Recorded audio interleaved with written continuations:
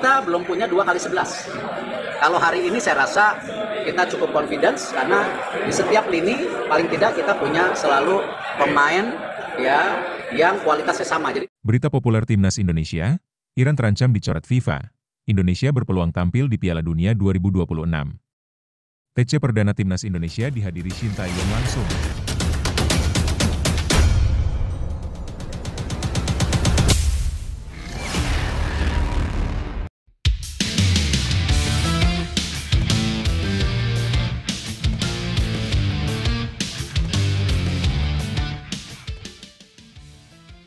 Berita populer Timnas Indonesia, Iran terancam dicoret FIFA. Indonesia berpeluang tampil di Piala Dunia 2026. TC Perdana Timnas Indonesia dihadiri Shin Tae-yong langsung. Begini faktanya. Tapi, Mimin minta tolong tonton video ini sampai selesai. Agar tidak ada kesalahpahaman yang terjadi. Dan tak bosan-bosan juga. Tolong like dan share video ini ke media sosial kalian agar semua orang tahu apa yang sedang terjadi.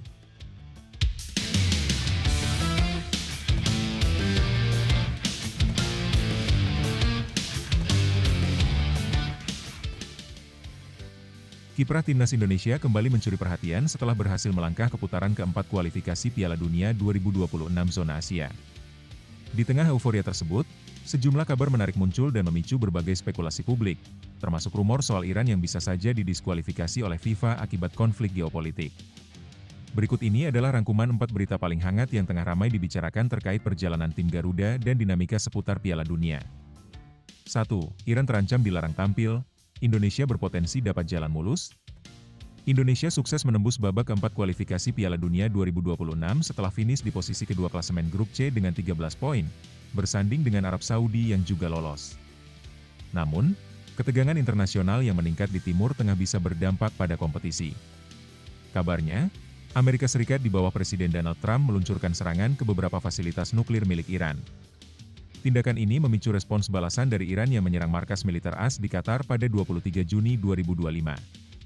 Jika konflik ini terus memburuk, FIFA bisa menjatuhkan sanksi terhadap Iran, seperti yang pernah terjadi pada Rusia tahun 2022. Namun, andai Iran benar-benar dicoret, Indonesia belum tentu langsung menggantikan posisinya.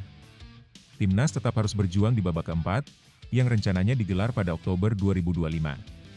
Undian grup untuk Piala Dunia akan dilakukan pada Desember 2025, menjelang turnamen yang dijadwalkan berlangsung di AS, Meksiko, dan Kanada mulai 11 Juni hingga 19 Juli 2026. Dua media Korea terkejut, Indonesia serius kembangkan timnas pria dan wanita. Media Korea Selatan, Sports Chosun, menyatakan kekaguman atas komitmen Indonesia dalam membangun sepak bola nasional, tak hanya di sektor pria, tetapi juga wanita. Program naturalisasi dianggap sebagai langkah strategis yang mulai membuahkan hasil. Prestasi yang menjadi sorotan antara lain, penampilan perdana Indonesia di Piala Asia 2023, keberhasilan U23 menembus semifinal Piala Asia 2024, hingga langkah ke babak keempat kualifikasi Piala Dunia bersama pelatih Patrick Kluivert. Tak kalah menarik, upaya serius PSSI dalam membina timnas wanita Indonesia juga dipuji. Langkah mendatangkan pemain keturunan dianggap sebagai upaya restrukturisasi besar-besaran. Menurut media tersebut, jika konsistensi ini terjaga, Indonesia berpeluang menjadi kekuatan baru di Asia, baik untuk tim putra maupun putri. 3. PSSI secara resmi mengakui kehilafan dan memutuskan untuk mengembalikan Shin Tae-yong sebagai pelatih timnas Indonesia. Keputusan ini disambut meriah oleh publik yang sangat mendukung kembalinya pelatih asal Korea Selatan tersebut. Sebagai konsekuensi, Patrick Kluivert dan timnya dipulangkan ke Belanda. Shin Tae-yong langsung memimpin pemusatan latihan, TC, perdana untuk persiapan ronde keempat kualifikasi Piala Dunia 2026 zona Asia. Dukungan publik melimpah di media sosial, menandai semangat baru bagi timnas menuju prestasi lebih tinggi. Nah, sebelum lanjut mendengar berita ini, untuk para netizen, keluarkan satu kalimat pamungkas untuk menanggapi kabar ini. Menurut kalian, apakah kalian yakin timnas Indonesia mampu lolos ke Piala Dunia di bawah asuhan Shin Tae-yong? Atau justru, kalian lebih yakin Patrick Kluivert lah yang akan membawa skuad Garuda ke Piala Dunia? Ayo teman, berikan tanggapan kalian di kolom komentar. Bravo Timnas. Bravo Patrick Kluivert. Bravo PSSI. Ayo Garuda. Buktikan bahwa level kita sudah dunia. Buktikan bahwa kita adalah raksasa Asia. tiket Piala Dunia harga mati. Di sisi lain, jangan lupa juga satu kalimat khusus untuk Patrick Kluivert CS yang sedang berusaha keras memajukan sepak bola Indonesia. Silahkan tulis di kolom komentar. Ayo terbang tinggi Garuda.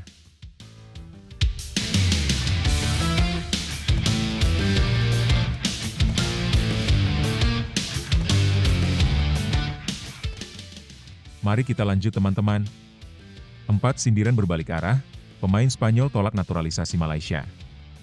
Malaysia sempat mencibir langkah Indonesia yang mengandalkan banyak pemain naturalisasi. Namun, sindiran itu kini berbalik setelah calon pemain naturalisasi mereka, Mikel Jauregui asal Spanyol, menolak untuk membela Harimau Malaya. Pemain muda yang membela Athletic Club itu menegaskan bahwa ia tidak memiliki keturunan Malaysia dan tidak pernah berminat membela negara tersebut. Klarifikasi itu disampaikan dalam wawancara dengan media Spanyol, Marca. Kabar ini membuat para supporter Malaysia kecewa. Sebelumnya, mereka sempat berbangga karena Malaysia diundang mengikuti turnamen CAFA. Kini, mereka justru harus menelan pil pahit karena pemain yang diincar membantah semua rumor. Di sisi lain, Indonesia terus bekerja dalam diam, dan hasilnya mulai terlihat. Tim Garuda selangkah lebih dekat menuju panggung sepak bola dunia. Timnas Indonesia sedang berada di jalur yang menjanjikan. Di tengah dinamika politik internasional dan sindiran negara tetangga, skuad Garuda terus menunjukkan peningkatan performa serta pembenahan serius di segala lini. Momen ini bisa menjadi awal kebangkitan besar bagi sepak bola nasional.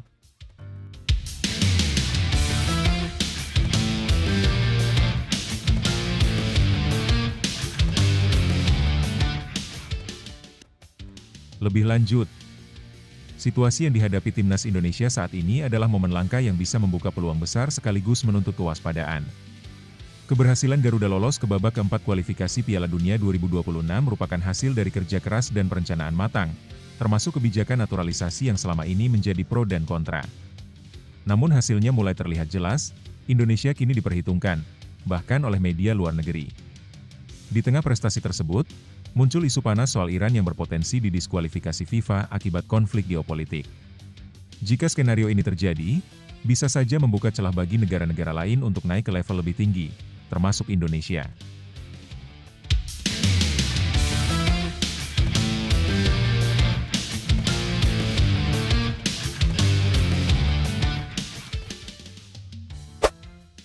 Media Cina masih yakin bisa lolos ke Piala Dunia meski telah dikalahkan Indonesia.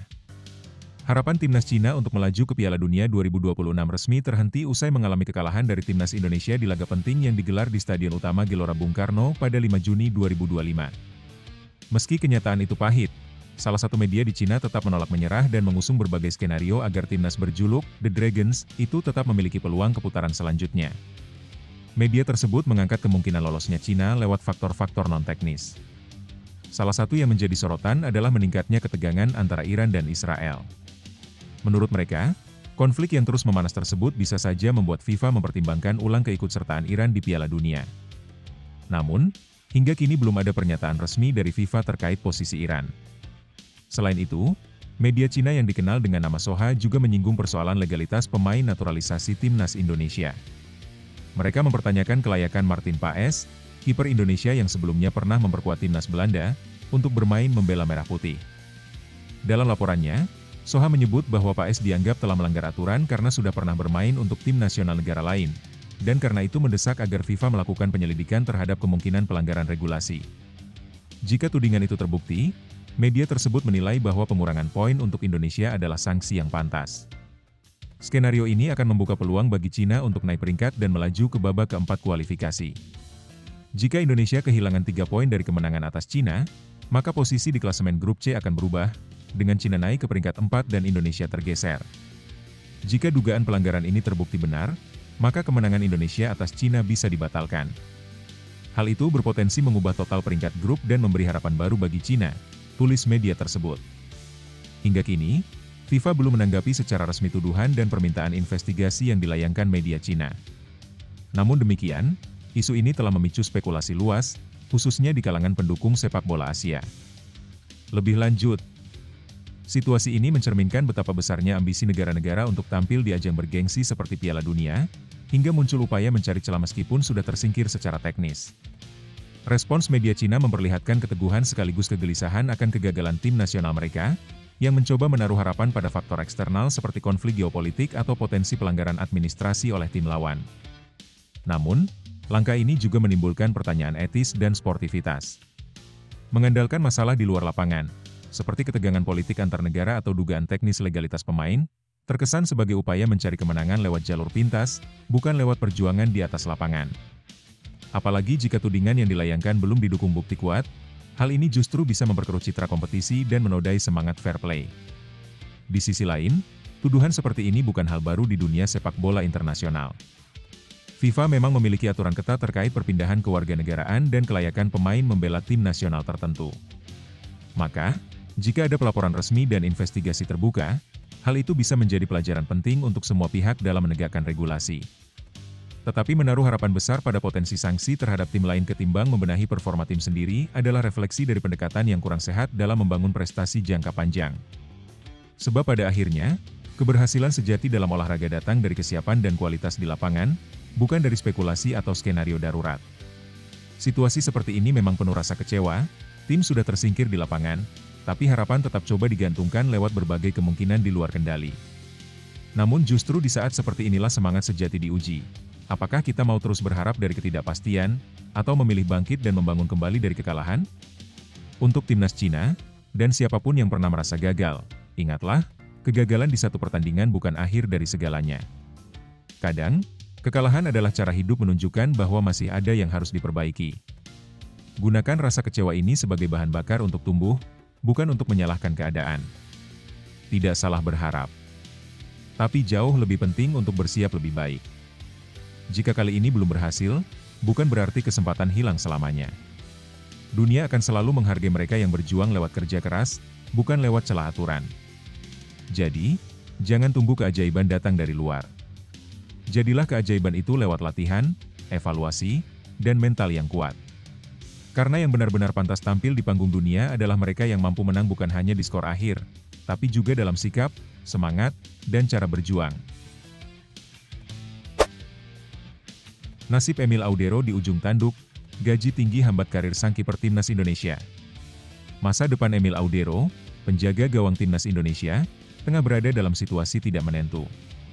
Gaji fantastis yang mencapai 28 miliar rupiah per musim justru menjadi penghalang utama kelanjutan karirnya, baik di level klub maupun bersama tim nasional. Audero sempat menjalani masa peminjaman di klub Serie B Italia, Palermo, pada paruh kedua musim lalu. Ia tampil dalam 15 pertandingan, mencatatkan 3 clean sheet meskipun kebobolan 21 gol.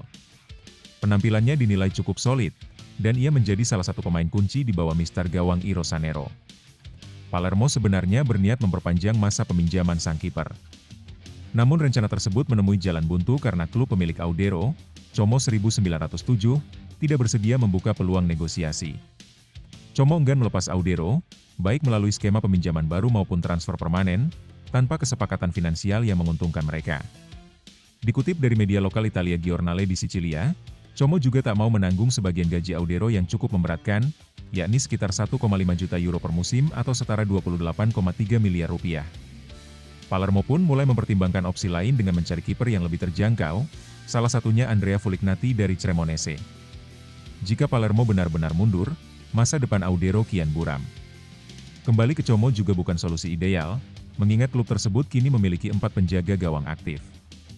Jean Butes, rekrutan anyar dari Royal Antwerp, telah menjadi pilihan utama, sementara Mauro Vigorito dan Pierre Bolcini mengisi posisi cadangan. Dalam kondisi seperti ini, Audero kemungkinan besar hanya akan menjadi penghangat bangku cadangan. Minimnya kesempatan bermain bisa berdampak langsung pada posisinya di timnas Indonesia, apalagi jika ia tidak mendapat menit bermain reguler jelang pertandingan-pertandingan internasional penting. Kini, Emil Audero berada di persimpangan karir. Ia dinilai terlalu berkualitas untuk sekadar menjadi pelapis, namun juga terlalu mahal untuk dipinjam tanpa syarat. Sikap keras kepala Como menjadi tembok besar yang membuat masa depan sang kiper nasional makin tidak menentu. Lebih lanjut, situasi yang dialami Emil Audero mencerminkan dilema yang kerap dialami pesepak bola profesional dengan gaji tinggi. Kualitas tak selalu menjamin kelangsungan karir jika tak diiringi fleksibilitas finansial dari semua pihak. Dari sisi pemain, Emil tentu punya ambisi untuk terus tampil dan berkembang, apalagi setelah berhasil menunjukkan performa cukup baik di Palermo. Namun, besarnya nilai kontrak yang ia terima dari Comok ini menjadi beban yang justru membatasi pergerakannya. Klub-klub yang berminat seperti Palermo cenderung mundur karena tak sanggup menanggung seluruh beban gaji. Di sisi lain, sikap Como 1907 juga terlihat kaku dan kurang solutif. Keengganan mereka untuk menanggung sebagian gaji atau membuka ruang negosiasi mempersempit kemungkinan Emil untuk mendapat menit bermain yang ia butuhkan. Ini menjadi keputusan bisnis yang sah secara hukum, tetapi tidak bijak dari segi pengembangan pemain maupun nilai investasi jangka panjang. Situasi ini juga bisa berdampak negatif bagi timnas Indonesia. Emil yang tak mendapat waktu bermain secara reguler akan kehilangan ketajaman dan ritme pertandingan, yang sangat penting bagi seorang penjaga gawang. Tim nasional bisa kehilangan salah satu aset pentingnya karena dinamika di level klub yang sebenarnya bisa dinegosiasikan. Ironisnya, justru karena Emil dinilai terlalu bagus untuk sekadar cadangan, dan terlalu mahal untuk dipinjam, ia malah berpotensi tidak bermain sama sekali. Ini menciptakan jurang yang tidak menguntungkan bagi semua pihak, klub pemilik, klub peminat, pemain, bahkan tim nasional. Dalam dunia sepak bola modern yang sangat dinamis, fleksibilitas dan kemauan untuk berkompromi seringkali lebih bernilai daripada keras kepala mempertahankan angka di atas kertas. Situasi sulit yang sedang dihadapi Emil Audero bisa terjadi pada siapa saja, bahkan bagi pemain sekelasnya yang punya pengalaman, kualitas, dan nama besar. Tapi justru dari titik inilah karakter sejati seorang pejuang diuji. Kadang, pintu yang tertutup bukan akhir dari perjalanan, melainkan petunjuk untuk mencari jalan lain yang lebih baik. Emil sudah membuktikan dirinya mampu bersinar di level tinggi. Maka, keyakinan pada kemampuan diri sendiri adalah hal yang tak boleh pudar, apapun tekanan dari luar. Setiap tantangan adalah kesempatan terselubung. Jika sekarang belum jelas kemana arah karir akan berlanjut, mungkin itu pertanda bahwa waktunya untuk menyusun ulang strategi, fokus pada latihan, dan tetap menjaga mental agar siap saat peluang datang. Pemain besar tak diukur dari berapa banyak kontrak yang ia miliki, tapi dari bagaimana ia bangkit ketika berada di titik rendah. Dunia sepak bola penuh kejutan, dan seringkali, keajaiban datang pada mereka yang terus bersabar dan berusaha. Tetaplah percaya, Emil, satu langkah kecil hari ini bisa menjadi lompatan besar esok hari. Yang penting, jangan berhenti berlari. Gerald van den Burg tegaskan disiplin demi bawa timnas U23 Indonesia juara ASEAN Cup 2025. Pelatih kepala timnas U23 Indonesia, Gerald van den Burg, menunjukkan komitmen kuat dalam membentuk skuad yang solid menjelang gelaran ASEAN Cup U23 2025. Pria asal Belanda tersebut dikenal memiliki pendekatan keras dalam latihan demi meningkatkan kualitas permainan para pemain muda Garuda Muda. Awalnya datang sebagai asisten pelatih tim senior Indonesia di bawah arahan Patrick Kluivert, Van den Burg kemudian dipercaya oleh PSSI untuk memimpin skuad U23. Usianya yang telah mencapai 61 tahun tidak menghalangi semangatnya dalam membimbing pemain muda seperti Hoki Caraka dan rekan-rekannya. Berbekal pengalaman bermain dan melatih di klub-klub besar seperti Ajax Amsterdam, PSV Eindhoven, dan FC Utrecht, Van den Burg mulai menanamkan standar tinggi dalam setiap sesi latihan. Salah satu pemain yang terlihat mendapat perhatian khusus adalah Jens Raven, yang ikut berlatih di Stadion Madia, Jakarta, Senin, 23 Juni 2025. Manajer Timnas U23, Ahmed Zaki Iskandar, turut menyampaikan pandangannya terhadap sosok pelatih yang satu ini. Van den Burg punya karakter kuat. Ia tegas, disiplin, dan tahu cara membimbing pemain muda agar bisa berkembang. Apalagi dia juga dibantu oleh Simon Tahamata yang tak kalah berpengalaman, ujarnya. Menurut Zaki, para pemain Timnas U23 saat ini sudah memiliki sikap profesional dan mampu beradaptasi dengan sistem latihan yang diterapkan. Mereka sudah masuk ke usia dewasa dan paham tanggung jawabnya. Mudah-mudahan adaptasi singkat ini bisa mereka lewati dengan baik, tambahnya. Van den Burg sendiri telah memanggil 28 pemain untuk mengikuti pemusatan latihan di Jakarta. Dari jumlah tersebut, hanya 23 yang nantinya akan didaftarkan sebagai bagian dari skuad resmi untuk turnamen. ASEAN Cup U23 2025 dijadwalkan berlangsung pada 15-29 Juli di Jakarta dan Bekasi. Indonesia tergabung dalam grup A bersama Malaysia, Filipina, dan Brunei Darussalam. Turnamen ini menjadi salah satu batu loncatan penting dalam pembentukan tim kuat menuju SEA Games dan kejuaraan lainnya. Lebih lanjut, situasi yang sedang dihadapi Timnas U23 Indonesia menjelang ASEAN Cup U23 2025 menunjukkan adanya keseriusan dan komitmen tinggi dari pelatih kepala, Gerald van den Burg. Meski awalnya hanya datang sebagai asisten pelatih di bawah Patrick Kluivert, Van den Burg kini memikul tanggung jawab besar dalam membentuk skuad muda Indonesia untuk bersaing di tingkat Asia Tenggara. Pendekatannya yang tegas dan intens dalam sesi latihan menjadi indikasi bahwa ia ingin menanamkan mentalitas juara sejak dini. Kehadiran pelatih berpengalaman seperti dia tentu membawa dampak positif, terutama dengan latar belakangnya di klub-klub besar Eropa seperti Ajax dan PSV. Dukungan dari manajer tim, Ahmed Zaki Iskandar, memperlihatkan bahwa internal tim berada dalam suasana saling percaya. Penilaiannya terhadap Van den Burg sebagai pelatih berkarakter kuat memperkuat harapan bahwa tim akan berkembang dalam waktu singkat meski masa persiapan relatif mepet. Fakta bahwa para pemain menunjukkan profesionalisme dan respon positif terhadap metode latihan yang diberikan, menjadi tanda baik bahwa adaptasi berjalan lancar. Namun, dengan hanya 23 dari 28 pemain yang akan lolos ke skuad final, kompetisi internal juga bakal jadi tantangan tersendiri. PSSI pun tampaknya menaruh kepercayaan besar pada proses ini, dan dengan ASEAN Cup yang digelar di kandang sendiri, ekspektasi publik tentu tinggi.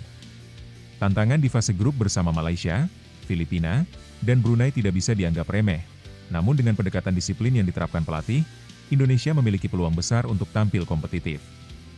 Yang terpenting sekarang adalah bagaimana tim bisa menjaga fokus, menyatukan visi bermain, dan memaksimalkan potensi yang ada dalam waktu singkat. Momentum ini bisa jadi awal pembentukan generasi baru sepak bola Indonesia yang lebih siap bersaing di level internasional. Dalam situasi seperti ini, ketika tantangan besar menanti dan persiapan berjalan dalam waktu yang terbatas, semangat dan mentalitas menjadi kunci utama.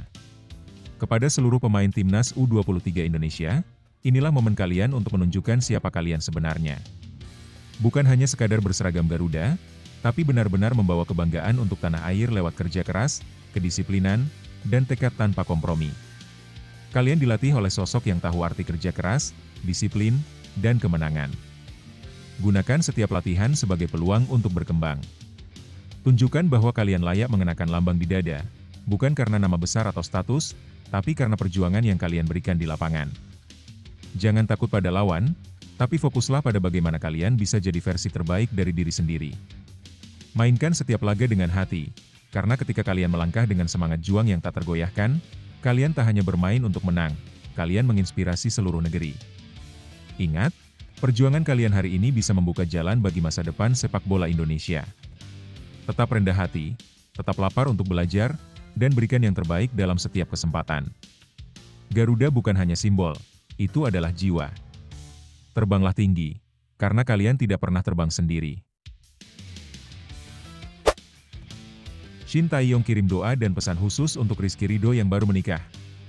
Mantan pelatih tim nasional Indonesia, Shin Tae-yong, menyampaikan pesan menyentuh untuk salah satu pemain andalannya, Rizky Ridho, yang baru saja melangsungkan pernikahan. Ridho resmi menikah dengan Sandy Aulia dalam sebuah pesta meriah yang digelar di Grand Fullerton Ballroom, Surabaya, pada Minggu 22 Juni. Acara tersebut turut dihadiri sejumlah pemain Persija Jakarta, Persebaya Surabaya, serta beberapa rekannya di Timnas Indonesia. Kendati tak bisa hadir langsung dalam momen bahagia tersebut, Shin tetap memberikan dukungannya dari jauh. Ia menyampaikan ucapan selamat dan harapan terbaik bagi perjalanan hidup baru bek muda tersebut, serta menyematkan pesan penting untuk karir sepak bolanya. Semoga kamu terus tampil maksimal di Liga, tulis Shin dalam unggahan di Instagram pribadinya. Shin Tae-yong dan Rizky Ridho memang dikenal memiliki hubungan baik sejak keduanya bekerja sama di berbagai kelompok usia Timnas Indonesia, termasuk saat berlaga di Piala Asia U23 2024 di Qatar. Pelatih asal Korea Selatan tersebut juga memberikan dorongan agar Ridho tetap menjaga penampilan terbaiknya, terutama menjelang fase keempat kualifikasi Piala Dunia 2026 yang akan berlangsung pada Oktober mendatang. Saya berharap kamu bisa membawa hasil positif untuk timnas di babak kualifikasi selanjutnya, ujarnya. Tak hanya itu, pelatih berusia 54 tahun ini juga mengingatkan pentingnya menjaga kondisi fisik. Ia berpesan agar Ridho terhindar dari cedera yang bisa mengganggu perkembangan karirnya, terutama di tengah performanya yang sedang menanjak bersama Persija maupun Timnas. Jangan sampai cedera. Saya ingin kamu menjadi pemain yang luar biasa dan selalu memberikan yang terbaik, tutup Shin Tae-yong. Lebih lanjut, situasi yang disorot dalam artikel menunjukkan hubungan yang sangat positif antara Shin Tae-yong dan Rizky Ridho. Meskipun Shin tidak hadir langsung dalam momen penting pernikahan Ridho, ia tetap menunjukkan perhatian yang besar melalui doa dan pesan pribadi. Ini mencerminkan ikatan emosional yang kuat antara pelatih dan pemain, yang tidak terbatas hanya pada lapangan. Pesan-pesan Shin mengandung dua hal utama, motivasi profesional dan perhatian pribadi. Ia menekankan pentingnya menjaga performa di klub sebagai modal untuk tetap menjadi bagian dari tim nasional, serta menekankan pentingnya menjaga kebugaran dan menghindari cedera. Pesan seperti ini sangat berarti bagi pemain, terutama ketika datang dari sosok pelatih yang pernah berperan besar dalam perjalanan karirnya. Situasi ini juga memperlihatkan bagaimana pelatih yang sudah tidak lagi aktif melatih tim nasional tetap peduli dengan perkembangan anak asuhnya. Ini bisa menjadi contoh kepemimpinan yang tidak hanya berfokus pada hasil, tetapi juga membina hubungan jangka panjang dengan para pemain. Secara keseluruhan, ini adalah gambaran yang hangat dan profesional tentang hubungan dalam dunia sepak bola yang kadang sering dianggap keras dan transaksional.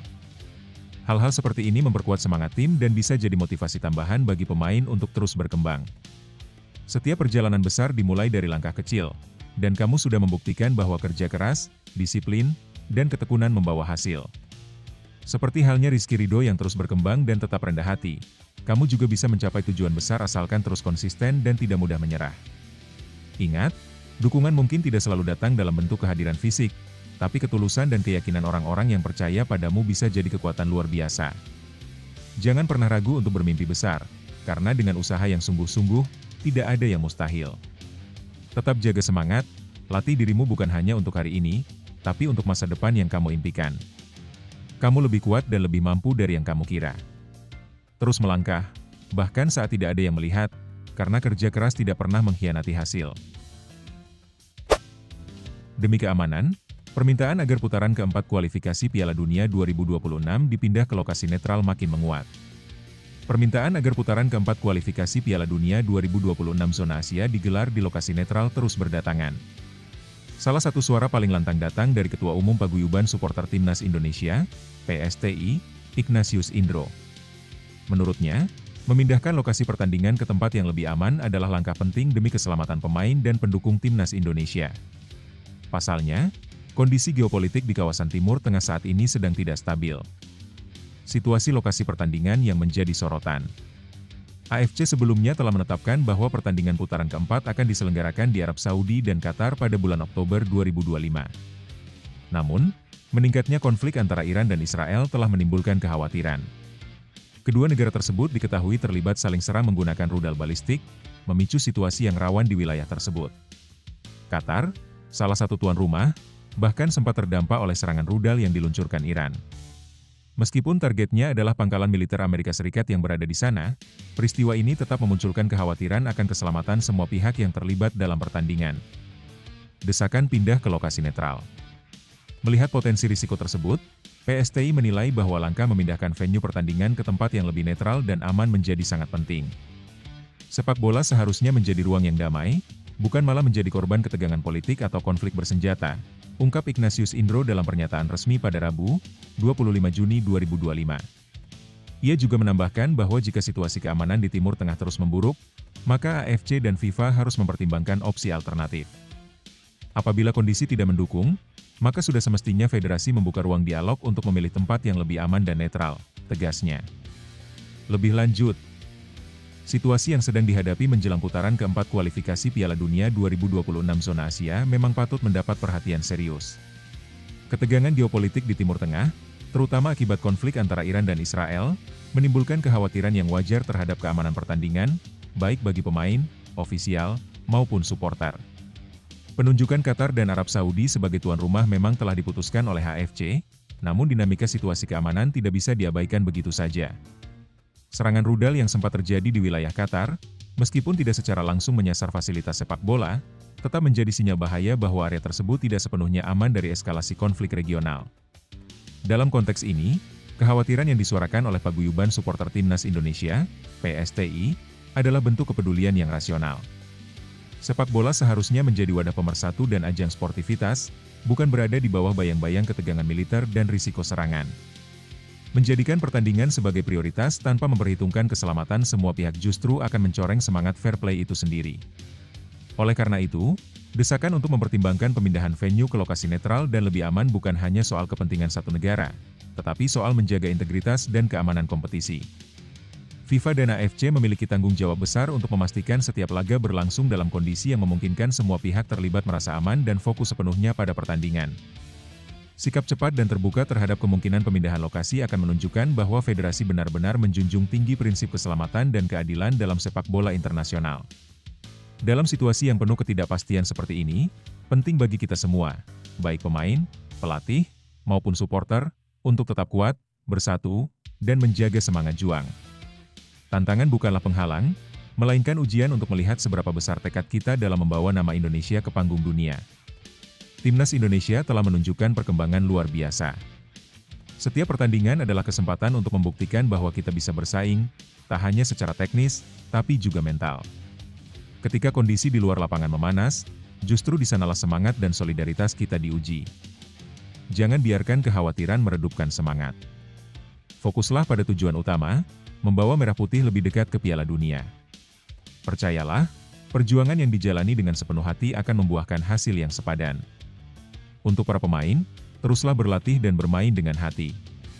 Untuk para supporter, tetaplah menjadi penyemangat yang tak pernah padam. Dalam sepak bola, kita tidak hanya mengejar kemenangan, tapi juga mengangkat harga diri bangsa. Indonesia bisa. Kita bisa. Tetap semangat, jaga persatuan, dan buktikan bahwa apapun tantangannya, Garuda tidak pernah menyerah. Indonesia bisa kekar bola sepak.